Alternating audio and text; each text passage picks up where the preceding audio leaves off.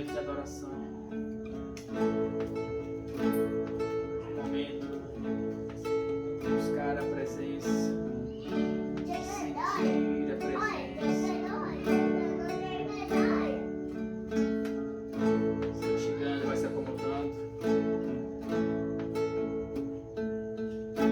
Buscando a presença dele. Buscando a presença dele, porque ele é maravilhoso. Está chegando aos pés, do lado.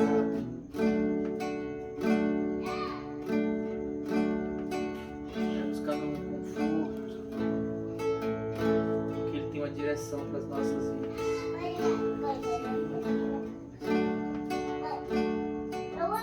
Ele tem a direção para as nossas vidas. Ele tem a palavra que nos traz vida.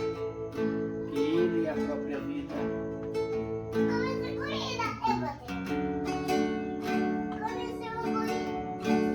Nós te adoramos, Senhor. Nos rendemos aos teus pés. Buscamos a tua presença.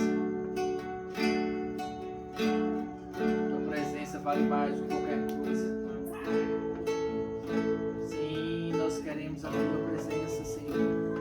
Nós te adoramos. Nós abrimos o nosso coração para o Senhor. Nós declaramos o nosso amor para ti. Nós desejamos mais que todas as coisas. Amado da nossa alma, maravilhoso Senhor, Redentor, Deus meu, vida minha, amado, amado, amado. Colocamos toda a nossa vida, tudo que nós somos, tudo que nós temos, nós colocamos aos teus pés. Sim, colocamos aos teus pés. Nós te adoramos. Nós te adoramos. Derramamos o nosso coração, tua presença. Entregamos a ti todo o nosso amor.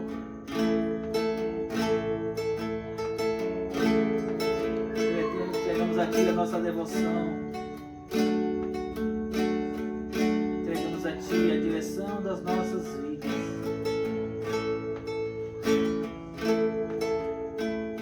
Nós te adoramos. Aleluia, Jesus. Nós te adoramos, Pai. Aleluia. Oh, glória a Deus. Adoramos, Senhor, a tua presença.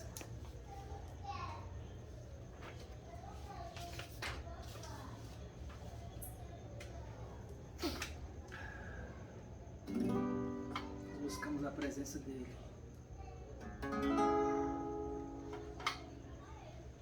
Porque é nela que nós temos segurança e descanso.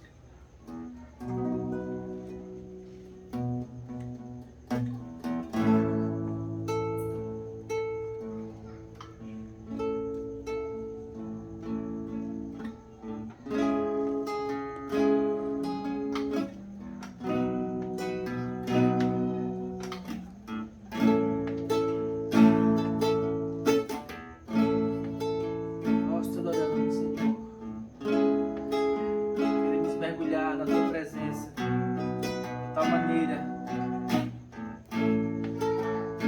que a nossa alma, que a nossa vontade, que o nosso ser esteja amalgamado na tua presença com o teu ser. E assim como Jesus é um com o Pai, nós queremos ser um contigo. Então, Senhor, nós entramos na tua presença, descansamos nas asas do teu amor, descansamos na tua presença, descansamos no teu colo, porque o Senhor é o nosso Pai querido. Como eu amo seu nome. Adoramos a tua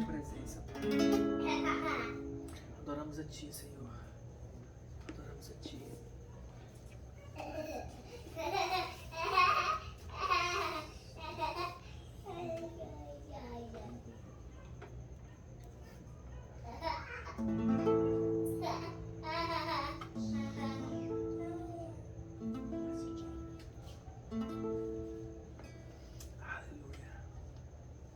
Hoje foi aquele dia que eu separei canções só que exaltam o nome dele. Uma vontade hoje só de dizer pra ele quem ele é e o que ele é pra mim. Papai. Dá um abraço. Vi uma postagem essa semana que alguém perguntando a um pastor como se deve orar. Por que a gente precisa orar se Deus já sabe tudo o que a gente precisa? E aí o pastor explicou sobre você precisa orar porque Deus vai manifestar a vontade dele, uma questão de você pede, mas Deus já sabe, quando você pede Deus lhe dá. E aí eu observei uma coisa naquele vídeo, que tudo que se resumia naquela oração era sobre pedir e receber. E como pedir para receber. E ultimamente eu entrei numa condição de que eu não estou pedindo mais nada. Na verdade, quando eu entro em oração, eu não quero orar para pedir as coisas, eu quero orar para buscar a presença dele. Sem pedir nada, sem querer nada. Não, você não precisa na terra de um monte de coisa. Mas quando eu entro na presença dele, a presença é eterna, então apaga-se as coisas.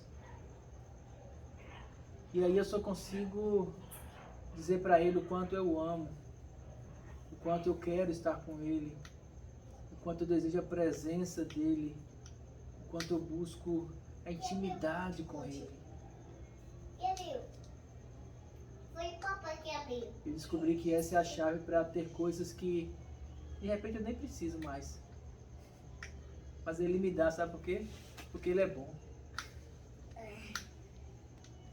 Principalmente quando há uma manifestação de amor do meu coração para o coração dele. Eu dou um conselho a você, antes de parar para orar, pedindo alguma coisa que você quer tanto, gaste um tempinho adorando a ele. Faça assim, não. Freie os seus pedidos, dobre a sua lista de pedidos, coloque ela no bolso por enquanto. Fica ali na presença, dizendo a ele o quanto você o adora, o quanto você o ama, forçando a sua alma à presença, para bendizer ao Senhor. Bendize, ó minha alma, ao Senhor, e tudo que é em mim, bendiga o teu santo nome. Bendize, ó minha alma, ao Senhor, e não se esqueça de nenhum dos seus benefícios. Gasta um tempo bendizendo ao Senhor, adorando a Ele. Aí depois, se você ainda lembrar, você pede o que você quiser. Depois, se você ainda lembrar, você tira a sua lista do bolso e passa para ele, mas eu garanto a você que se você passar esse tempo, antes de você pedir, você vai ter no seu coração a certeza de que ele cuida de você. Porque você buscou a presença dele. E a presença dele é maravilhosa. A presença dele é tudo que nós precisamos. Maravilhoso. Eu te adoro, Senhor. Te adoro mais que todas as coisas nessa vida. Porque o meu amor por ti está além dessa vida. Eu te adoro. Maravilhoso. Grandioso, majestoso. Amado da minha alma, tu és um Deus acima de todos os deuses, porque não há outro Deus além do Senhor, não há outro, não existe mais nada, nem ninguém que se compare à tua grandeza. Tu és lindo, maravilhoso, grandioso, eu te adoro, eu te amo. Te adoro mais que a minha própria vida, que a vida que eu tenho hoje. Ela vem de ti. O ar que eu respiro, o alimento, tudo, e principalmente o amor que tem em meu coração, vem do Senhor. E para ti eu devolvo ele. Recebe, Senhor. Recebe meu amor, recebe meu afeto. Recebe, Senhor, o meu coração. Recebe, Senhor. Que eu te adoro. Nós te adoramos. Nós te adoramos. Aleluia. Aleluias.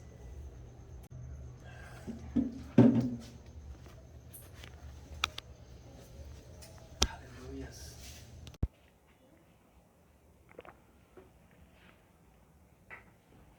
Se coloca em pé um pouquinho.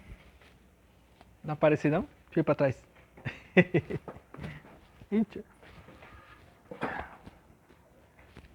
Apareceu agora? Pra não precisar sair do lugar. Antigamente eu ficava em pé só porque eu achava que assim era a única maneira de ser reverente a Deus. Agora eu fico em pé porque é bom esticar as pernas.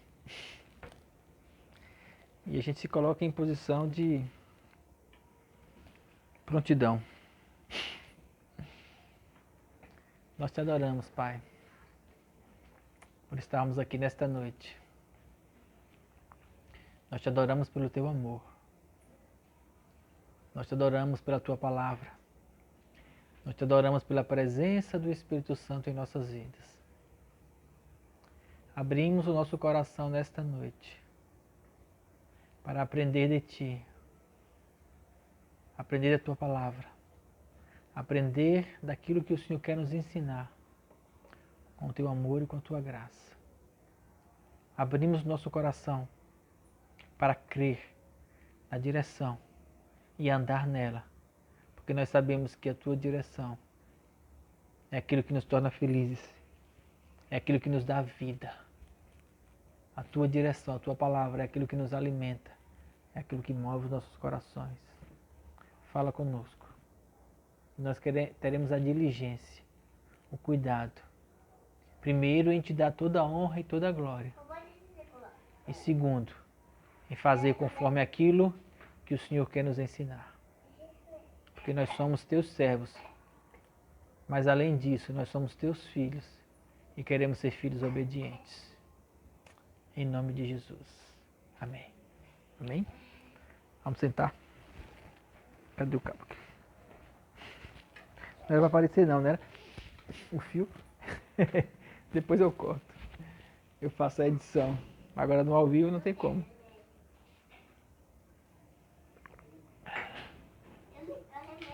Boa noite para você que chegou depois. Boa noite. Boa noite para você também que chegou depois online. Hoje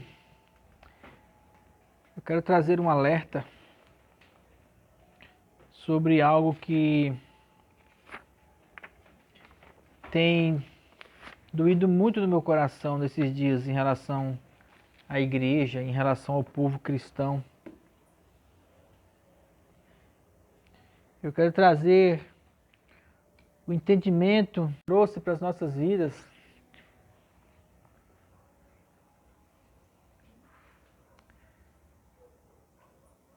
de como ele nos ensinou através da vida dele e que nós precisamos aprender a não julgar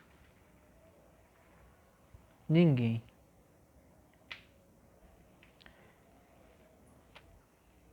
Eu aprendi novo por que eu não deveria julgar ninguém. Mas mesmo assim, às vezes, a gente é levado a querer fazer um julgamento pelo outro, pelo nosso ponto de vista, pelo nosso entendimento, ou na maioria das vezes, pela nossa noção de autossantidade ou de exaltação própria. Quando eu comecei a entrar em comunhão com Jesus, comunhão com o Espírito Santo, o Espírito Santo começou a mudar muito o meu olhar em relação às pessoas. muito. Lá atrás, quando eu era um jovem, adolescente, cristão, que estava dentro da igreja, que fazia tudo certinho, então eu me orgulhava e dizia, fazia como aquele fariseu, batia no peito e falava assim, ó Senhor, muito obrigado porque o Senhor me colocou num lar cristão e eu nunca roubei, nunca me prostituí, nunca fiz nada de errado, nunca bebi, nunca me embriaguei, estou aqui na tua presença o tempo todo buscando ao Senhor, te adorando, servindo na igreja.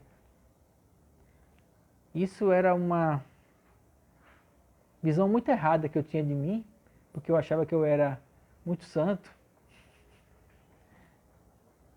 E isso me fazia julgar também os outros. Ah, como é que aquele cara bebe daquele jeito? Como é que aquela pessoa peca? Como é que aquele cara faz aquilo? Porque ele faz aquilo outro? São todos pecadores. Mas eu não. Ah, como eu julgava. E hoje nós temos visto isso. Eu tenho visto tanto isso, principalmente nas redes sociais. Nós estamos ativos nas redes sociais. Fazemos os cultos online, eu faço os vídeos, princípios de fé, envio no Instagram, no Facebook, envio para o WhatsApp. Enviamos também no... Como é aquele outro, Glenda, que você coloca também? Não, no TikTok. Naquele outro, coloca também os vídeos lá. E aí nós distribuímos nas redes sociais, nós lemos aquilo que as pessoas estão falando. Nós temos muito contato de pessoas cristãs nessas redes sociais e a gente vê cada coisa. Principalmente no que diz respeito a julgamentos. E essa semana orando e vendo julgamentos que têm sido feitos em relação às pessoas, em relação ao mundo, eu fui perguntar ao Espírito Santo, como é o procedimento?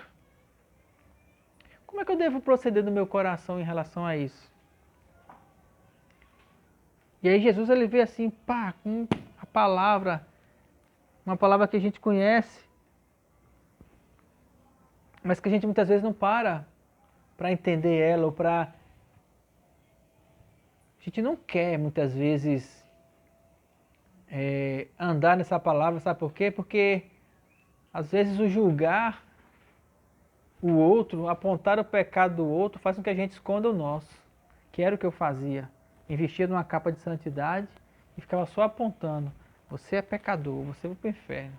Você que é homossexual, você que é prostituta, você que é adúltero, você que é ladrão, você que rouba. Você, todo mundo está errado. E aí quando eu vou para a palavra dá uma lapada na gente.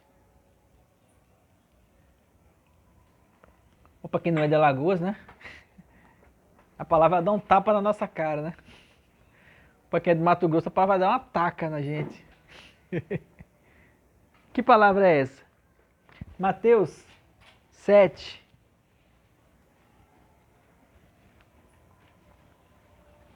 Vamos começar por ela. São tantas passagens que eu estava revisando essa semana, essas coisas em relação a julgamento.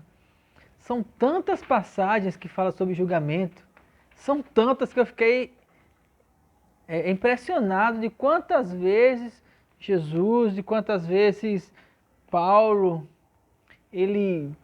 as cartas de Paulo em Hebreus, em Pedro, quantas vezes eles são enfáticos em relação ao julgamento.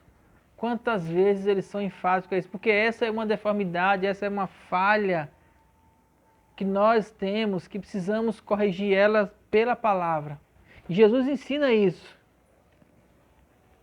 Mateus 7, versículo 1.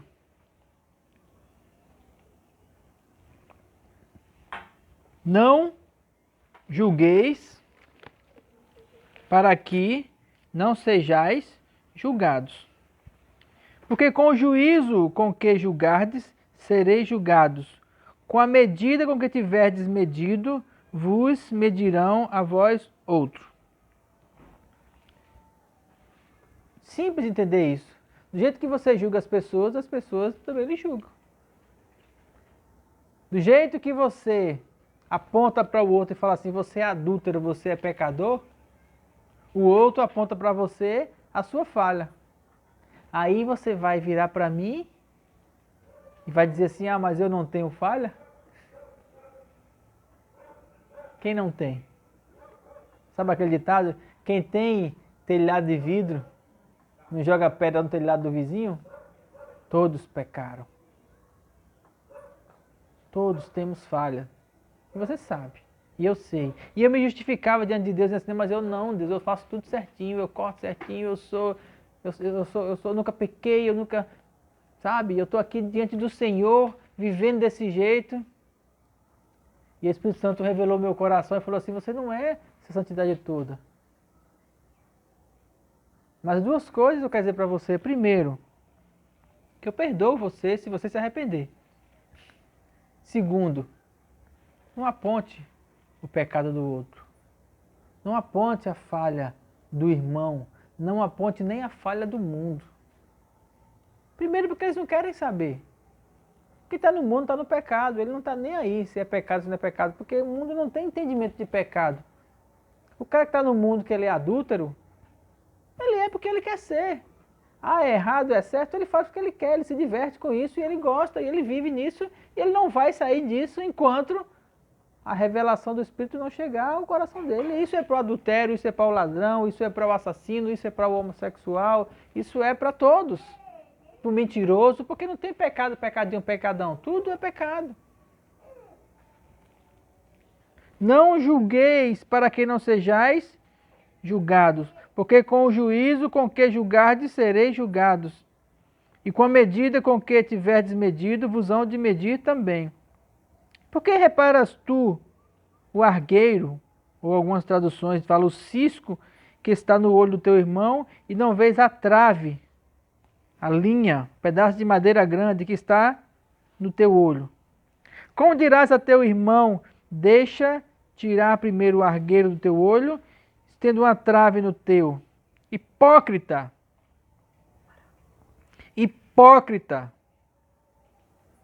Tira primeiro a trave do teu olho, e então cuidarás de tirar o argueiro do olho do teu irmão. Só que muitas vezes eu enxergando o cisco no olho do irmão, eu fico apontando o cisco dele para que não vejam o pedaço de madeira enorme que está no meu. E você vai e gasta tempo, gasta dinheiro, gasta esforço para restaurar alguém, não porque aquela pessoa vai lhe dar algo em troca, mas só porque você está movido de íntima compaixão. Pastores precisam ser movidos de íntima compaixão e não movidos por dinheiro ou por status. Movido de íntima compaixão é você orar por alguém, mesmo que ele não seja da sua igreja, mesmo que ele nem seja cristão. É você lançar uma palavra de amor, é você abraçar alguém que você vê no pecado. É fazer como aquele pastor naquele evento que eu falei. Ele deveria ter sido movido de íntima compaixão por aquelas meninas.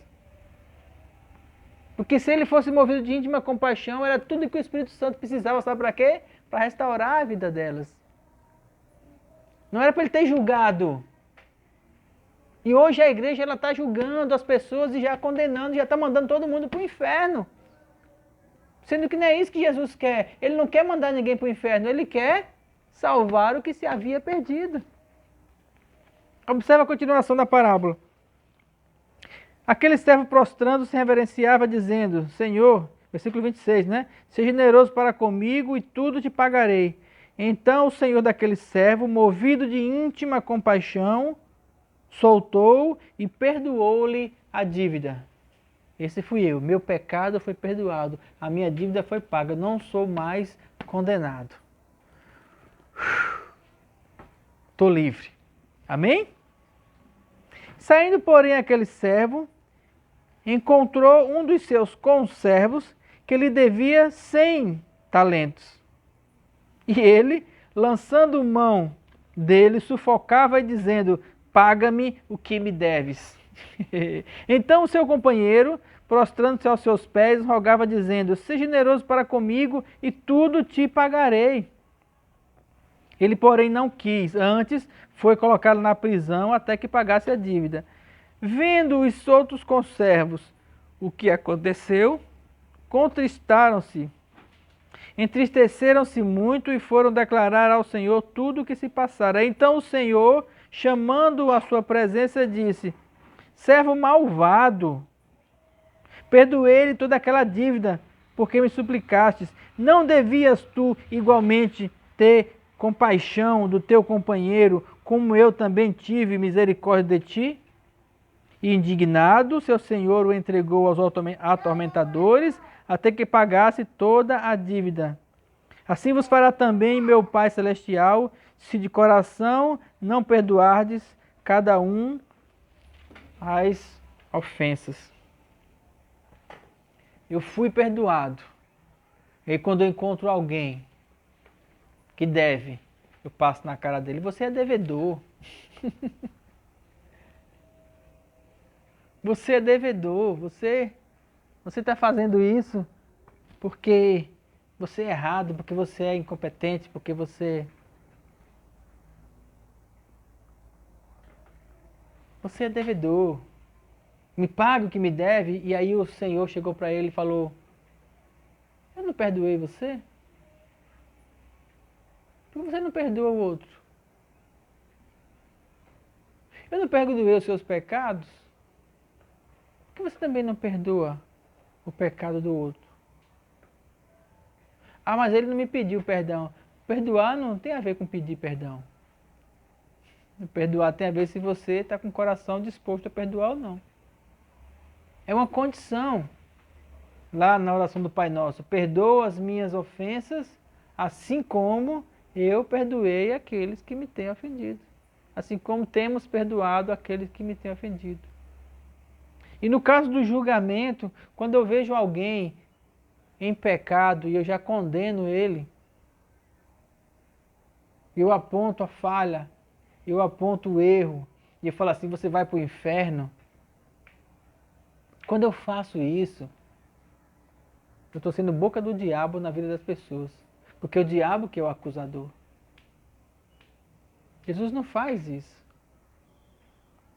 Eu lembro que quando eu fazia o estágio de enfermagem no hospital, eu estava uma vez na aula de pacientes fazendo tratamento de câncer, numa enfermaria, e entrou um grupo de religiosos para poder evangelizar, com muitas aspas, aquelas pessoas. E eu lembro que certa mulher chegou do lado de um paciente que estava com câncer. E aí ela falou as seguintes palavras: olha, você está já morrendo, viu? Se você não se arrepender agora, você vai para o inferno. E eu de lado ali, fazendo o procedimento, olhei aquilo, e o cara começou a ficar com raiva. E ele virou para o lado e falou: sai daqui. Imagine um indivíduo com câncer numa cama e chega alguém e fala assim: olha, você vai pecar, você vai morrer. Apontar o dedo, julgar. Você vai pro inferno, está pertinho, viu? Que maldade.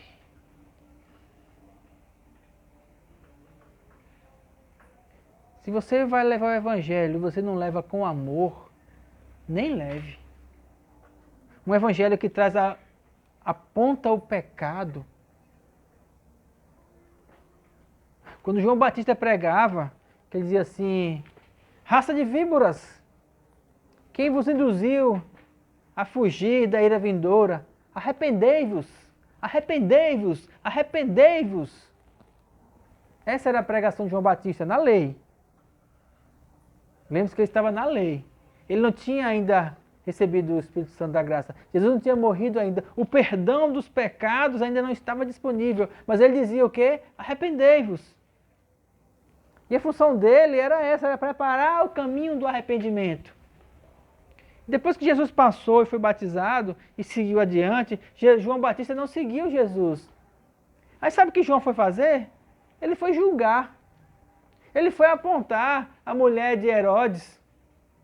Herodias, que estava saindo com o irmão, e ele dizia assim, vocês estão em pecado, porque você dorme com a mulher de não sei quem. Ele começou a julgar aqueles homens, e aquelas mulheres, e aquelas pessoas. E sabe o que eles fizeram? Todo mundo sabe o que eles fizeram. Cortaram-lhe a cabeça. Por quê? Porque com a mesma medida que você medir, medirão você também. Do mesmo jeito que João Batista apontou para eles apontaram para João. E de lá para cá, eles já separam a cabeça de João. Que viste a sair no deserto? Jesus falou, uma cana agitada pelo vento? Ou um homem que vive em palácios? Um profeta? Muito mais que um profeta. Dentre os nascidos de mulher, não tem ninguém maior do que João Batista. Porque João Batista foi o profeta que batizou Jesus. Mas o menor no reino de Deus ainda é maior do que ele. Sabe por quê? Porque ele não passou pela graça. Ele morreu antes de Jesus ter morrido e ele não seguiu Jesus. Ele não seguiu cabeça, ele perdeu a cabeça. Ele não foi com Jesus.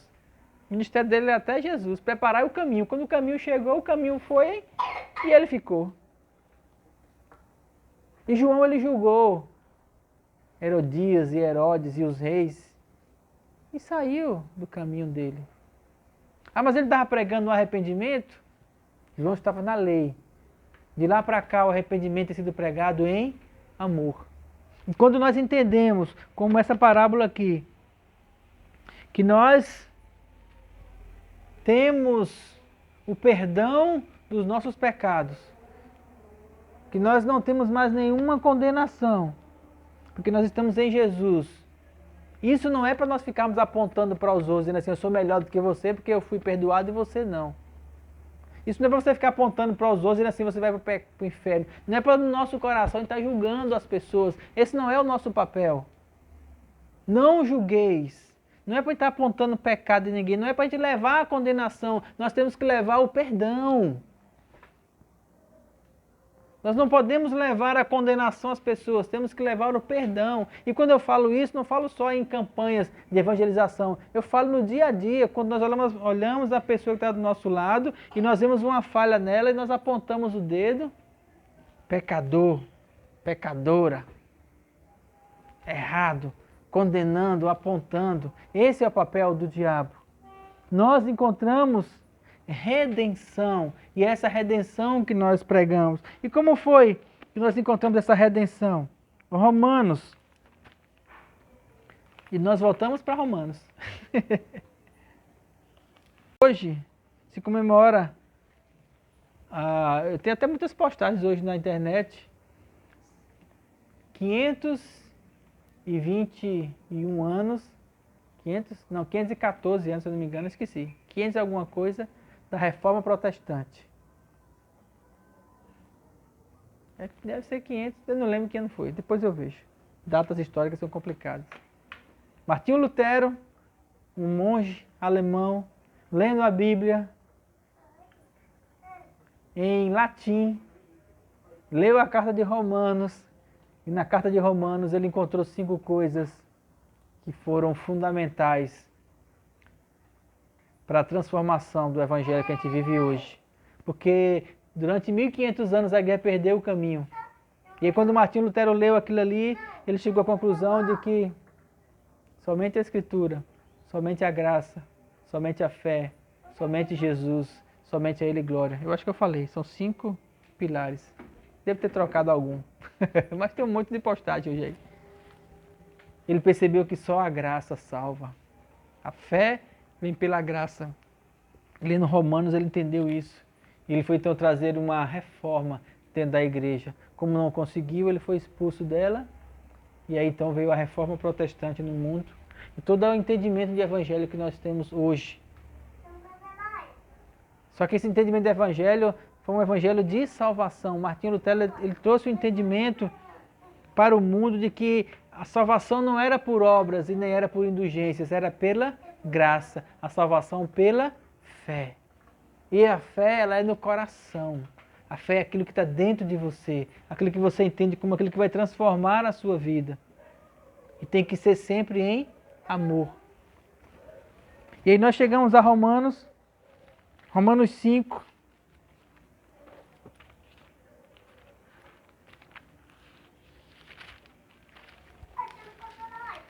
Romanos 5,17. Paulo fala assim: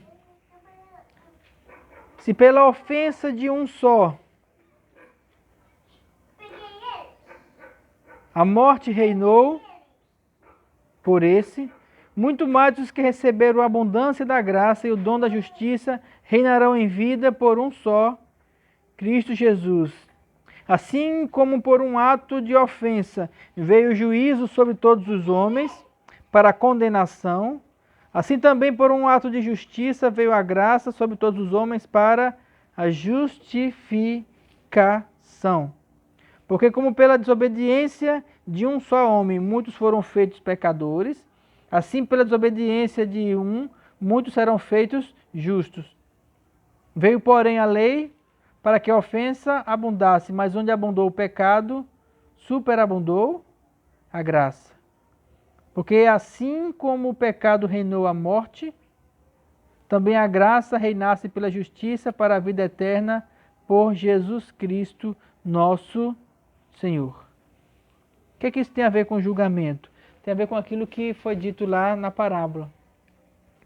Um homem pecou e por um ato de pecado, todos foram condenados. Todos.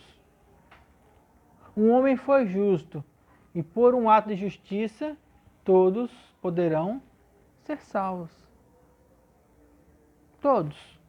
Salvação não é um dom específico para uma pessoa escolhida. Ah, eu fui escolhido por Deus. Eu fui escolhido por Deus. Você foi escolhido por Deus. Deus escolheu todos, sabe por quê? Porque Ele não faz acepção de pessoas. O amor dele e a graça dele é para todos. Assim como por um homem veio a condenação, o pecado e a morte, esse homem é Adão, por um só homem, Jesus, veio a restauração, a salvação. E todos aqueles que nascerem de Jesus têm a redenção. Assim como todos aqueles que nasceram de Adão têm a condenação. Primeiro nós nascemos na condenação, depois em Jesus nós nascemos na redenção. Por isso que ele falou para Nicodemos, é necessário nascer de novo. E o nascer de novo é através de quê? Do arrependimento, passando pela cruz. E para quem é? Para quem quiser. Então nós não temos que julgar as pessoas apontando o pecado delas. Temos que levar isso aqui, ó. Dizer para as pessoas assim, olha, existe salvação, existe amor de Deus para você. Ah, mas eu estou pecando. Sim, todos pecaram. Então não tem que eu estar julgando ninguém por esse ou por aquele pecado. O mundo tem escala de pecado, pecado maior, pecado menor. Mas o perdão de Deus é tanto para um assassino como para um mentiroso. Tanto para o homossexual, como para o adúltero, como para o infiel, como para o enganador. O perdão é para todos. Para todos. Por isso nós não temos que julgar ninguém. Não temos que apontar o pecado de ninguém. Nós temos que levar isso aqui, o perdão, a graça de Deus. Levar o amor de Deus às pessoas, dizendo para elas assim, tem uma possibilidade de você sair desse lugar de escuridão. Mas se a pessoa não enxergou que é escuridão, mas não pode fazer nada. Jesus pregou sobre a terra, todos se converteram? Não.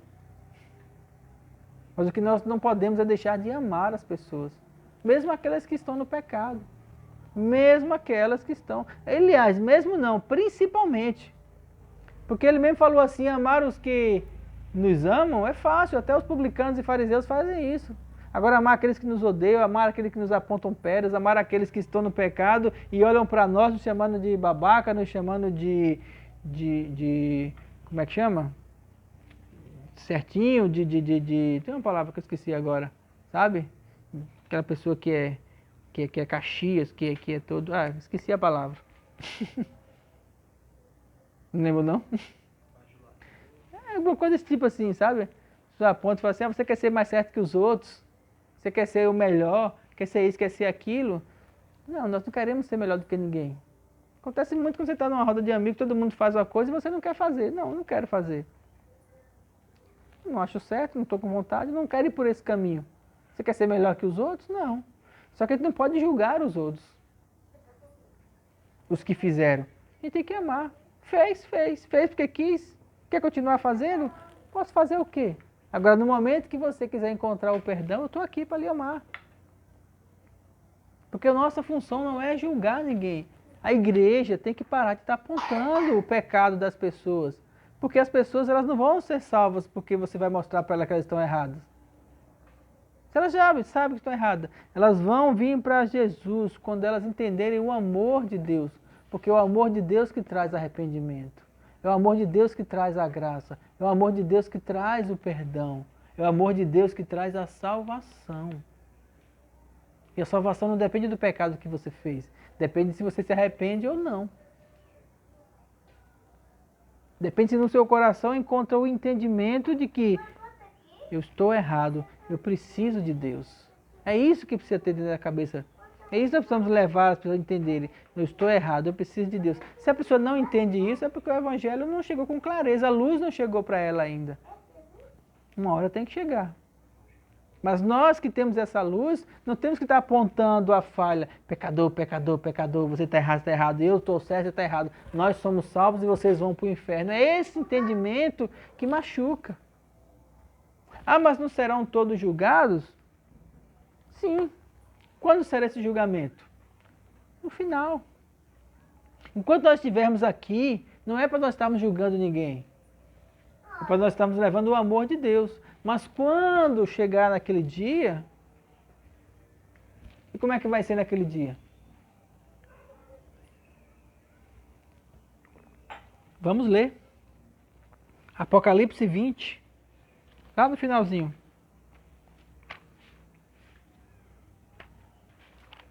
Quando o grande dia chegar, o grande dia. O dia que estaremos diante dele face a face.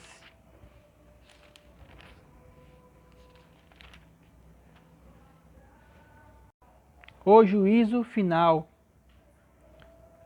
João descreve assim: e vi um grande trono branco, e o que estava sentado sobre ele, de cuja presença fugiu a terra e o céu, e não se achou lugar para eles. E vi os mortos, grandes e pequenos, que estavam diante do trono, e abriram-se os livros. E abriu-se outro livro, que é o da vida, e os mortos foram julgados pelas coisas que estavam escritas nos livros, segundo as suas obras. Todas as suas obras estão escritas no livro da vida. Quando fala livro da vida, fala o livro da sua vida. Tem pessoas que falam até que quando a gente morre, né? Está perto de morrer, parece que o filme da vida passa na frente. Alguns falam isso, mas tudo que você faz, tudo aquilo que move o seu coração, as suas intenções, tudo está diante de Deus e diante dele vai haver esse julgamento aqui. Entenda, o julgamento vai ser pelas suas obras, vai ser pelo seu coração, vai ser pelos seus atos. E deu o mar os mortos que nele haviam, e a morte e o inferno deram os mortos que nele haviam, e foram julgados segundo as suas obras. Segundo as suas obras, quer dizer, sabe o quê? Na sua vida, as coisas que você fez, no seu coração, você encontrou um lugar de arrependimento? Você encontrou uma consciência de pecado dentro de você? Se você encontrar dentro de você o entendimento de que você é pecador, se você encontrar dentro do seu coração o entendimento de que você se arrepende, se você encontrar dentro do seu coração o entendimento de que Jesus salva você, essas são as suas obras. Obras de arrependimento nos levam para a salvação. E diante de Deus, nesse dia aqui, nesse dia nós seremos julgados pelas nossas obras. Não seremos julgados por outras coisas, nem por ninguém. O julgamento que vai se passar diante de nós é o julgamento do nosso coração. Nós vamos ver com clareza todas as coisas da nossa vida diante de nós. Tudo aquilo que você é. Mas não é aquilo que você mostra para os outros, é aquilo que você é de fato. Vai passar diante de Deus e diante de você. E se na hora que passar, encontrar aquele momento que você fala assim, eu me arrependi, entreguei a Jesus a minha vida, se chegar nesse momento, isso vai estar escrito lá. E se está escrito lá, sabe o que você vai encontrar? Salvação. Mas é o seu coração que define isso, é dentro de você. E a palavra vem para trazer esse entendimento para você. Não é os outros apontando o seu pecado, é você entender isso dentro de você. Eu preciso entender o meu pecado e a minha falha, porque isso é individual. E quando eu entendo isso, eu não vou sair julgando ninguém. Por quê? Porque já basta os meus. Já basta a minha vida, já basta o meu pecado. Não estou aqui para apontar o dedo para ninguém. Eu estou para levar o amor. Então, para finalizar, e deu o mar os mortos que nele havia, e a morte e o inferno deram os mortos que nele haviam, e foram julgados cada um segundo as suas obras. E a morte e o inferno foram lançados no lago de fogo, e esta é a segunda morte. E aquele que não foi achado escrito no livro da vida foi lançado no lago de fogo. Aqueles que encontraram lugar de arrependimento, os nomes estão escritos lá. E lá encontramos a redenção. Assim como por um só homem veio o pecado, assim também por um só homem, por um ato de justiça, veio a salvação. E uma vez que nós temos essa salvação dentro do nosso coração, nós entendemos primeiro que nós pecamos. E segundo, que o perdão e a graça está dentro de nós, trazendo vida, trazendo graça, trazendo amor, trazendo salvação, trazendo vida eterna. Nós não temos o direito de julgar ninguém, porque se eu a mim mesmo julgo, logo não serei julgado para ninguém. Mas se eu julgar os outros, com a mesma medida que eu julgar, eu também serei julgado. Precisamos atentar para isso no nosso dia a dia, para não estarmos por aí apontando pecado em ninguém, condenando as pessoas porque dizem isso, porque dizem aquilo, porque faz aquilo outro. Não. Nós temos que levar o amor. Nunca esqueça. São duas vozes que apontam para as pessoas. Uma é a voz do condenador, esse é o diabo. E outra é a voz do perdoador. A voz do condenador é a voz que julga e condena. A voz do perdoador é a voz que absolve, é a voz que leva ao perdão, o arrependimento. E através da sua boca, das suas atitudes, é você que escolhe se você vai levar Deus ou o diabo para as pessoas. Amém? Nós te agradecemos, Pai, por essa palavra de alerta nas nossas vidas. Nós te agradecemos porque nós precisamos aprender a amar como Jesus amou,